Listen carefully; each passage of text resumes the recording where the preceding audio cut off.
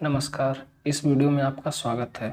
आज हम बात करने वाले हैं ग्रे मार्केट प्रीमियम, जिसे जीएमपी भी कहा जाता है, और इसके साथ में कोष्टक रेट और सब्जेक्ट टू सौदा भी नाम जुड़ा होता है। तो यह क्या होता है दोस्तों? जब भी कोई नया आईपीओ मार्केट में आने वाला होता है तब यह नाम बहुत सुनने को मिलता है, लेकिन इसका मतलब क्या होता है और यह किस तरीके से काम करता है, यह कम लोगों को ही पता होता है। क्या आईपीओ जीएमपी शेयर की प्राइस को इंडिकेट करता है या फिर किसी प्रॉफिट या फिर लॉस को इंडिकेट करता है? बहुत सारे ऐसे प्रश्न हैं जो लोग जानना चाहते हैं, लेकिन उन्हें उनका सही जवाब नहीं मिल पाता है।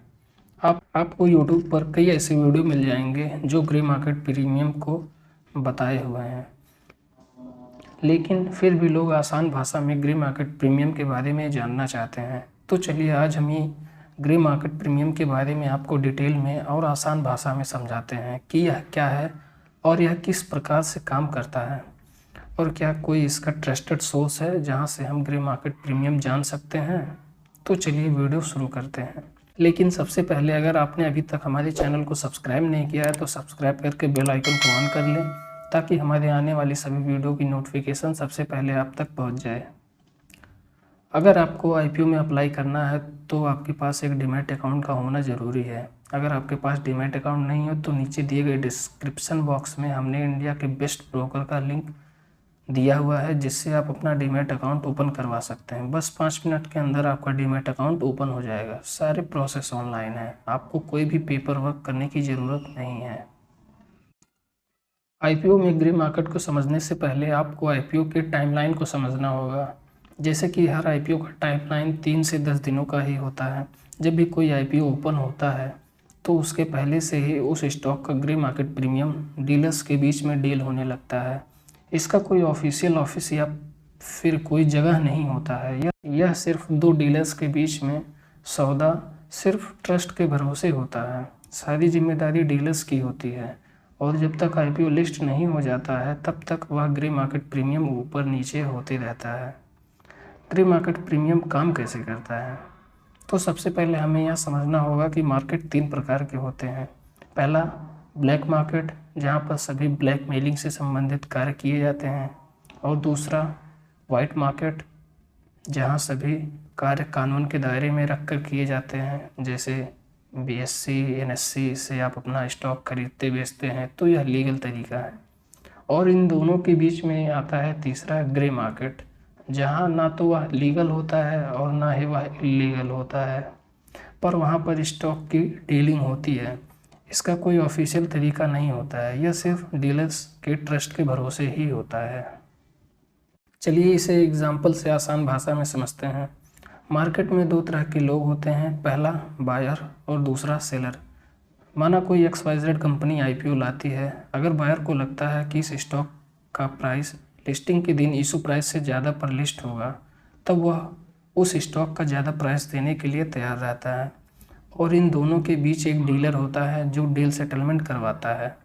और अगर दोनों में से कोई अपने बात पर टिके नहीं रहते हैं और सौदा बीच में छोड़ देते हैं, तो इसका कोई लीगल तरीका नहीं होता है कि वह कार्रवाई कर सकें, क्योंकि ग्रे मार्केट में सेबी का कोई रूल्स और रेगुलेशन लागू नहीं होता है। सिर्फ बायर और सेलर के बीच में डीलर ही एक ऐसा व्यक्ति होता है जो डील को सेटलमेंट करवा सकता है। चलिए इसे उदाहरण देकर समझते हैं।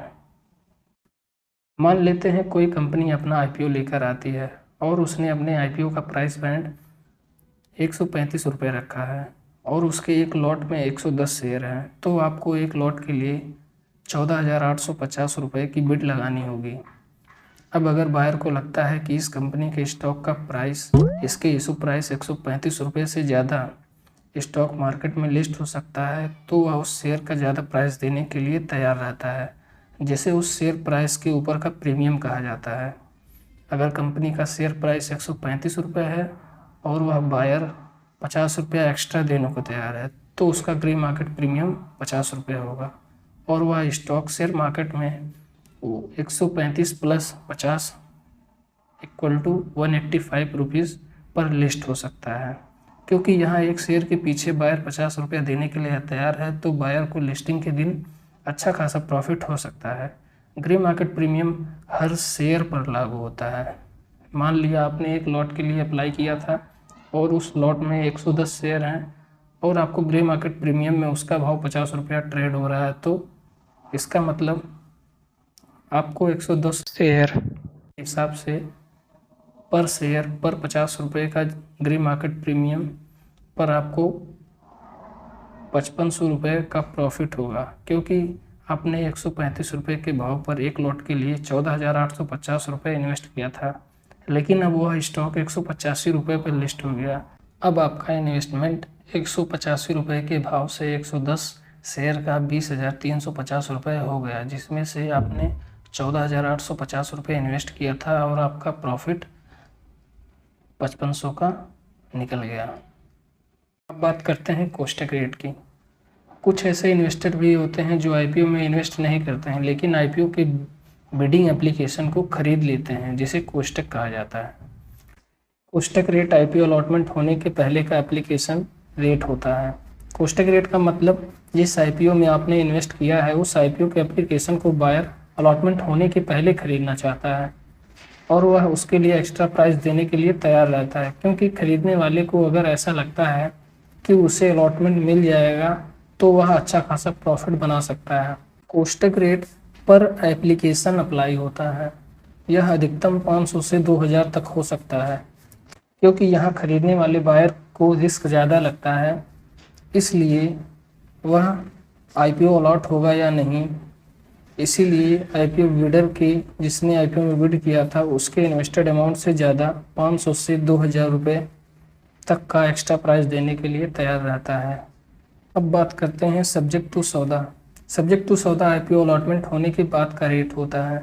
जैसे अगर किसी को आईपीओ अलॉट हो गया है तो उसमें बायर उसके एप्लीकेशन को खरीद लेता है और वहाँ उसके लिए इन्वेस्टेड अमाउंट से ज़्यादा पैसा देने के लिए तैयार रहता है, क्योंकि यहाँ बिडर को आईपीओ अलॉट हो चुका है और अगर बायर को लगता है कि स्टॉक अच्छे खासे प्राइस पर लिस्ट होगा तो वह उसके आईपीओ का ज़्यादा प्राइस देने के लिए तैयार रहता है।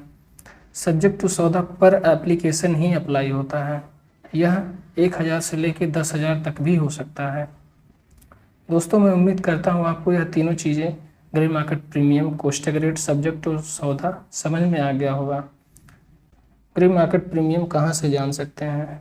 देखिए, इसका कोई लीगल तरीका नहीं है, कोई गारंटी नहीं दे सकता कि किसी भी आईपीओ का ग्रे मार्केट प्रीमियम कितना है, लेकिन कुछ blog, website, news website, article से लोग अंदाज़ा लगा सकते हैं, क्योंकि ग्रे मार्केट प्रीमियम कभी भी अप डाउन हो सकता है, क्योंकि इसका कोई ऑफिशियल तरीका नहीं होता है। लेकिन अगर आपको किसी भी आईपीओ का ग्रे मार्केट प्रीमियम जानना है तो आप गूगल पर हमारी वेबसाइट आईपीओ बाजार जीएमपी सर्च करेंगे तो आपको सभी आईपीओ के ग्रे मार्केट प्रीमियम के अपडेट मिलते रहेंगे। हम बताना चाहेंगे कि हम 100% ग्रे मार्केट प्रीमियम का दावा नहीं करते हैं कि ग्रे मार्केट प्रीमियम सही है, लेकिन कुछ कंडीशन में लगभग 60-70% देखा गया है कि जो लोग आईपीओ ग्रे मार्केट प्रीमियम देखकर ही इन्वेस्ट करते हैं वह लिस्टिंग के दिन अच्छा खासा प्रॉफिट बनाकर मार्केट से बाहर निकल जाते हैं। अगर आपको यह वीडियो पसंद आया हो तो लाइक करें, कमेंट करें और अपने दोस्तों के साथ शेयर भी करें। अगर आपका अभी भी कोई सवाल है तो आप हमें कमेंट बॉक्स में पूछ सकते हैं, हम उसका जवाब ज़रूर देंगे। तो चलिए फिर मिलते हैं किसी नए वीडियो में नए टॉपिक के साथ। तब तक के लिए हैप्पी ट्रेडिंग, हैप्पी इन्वेस्टिंग।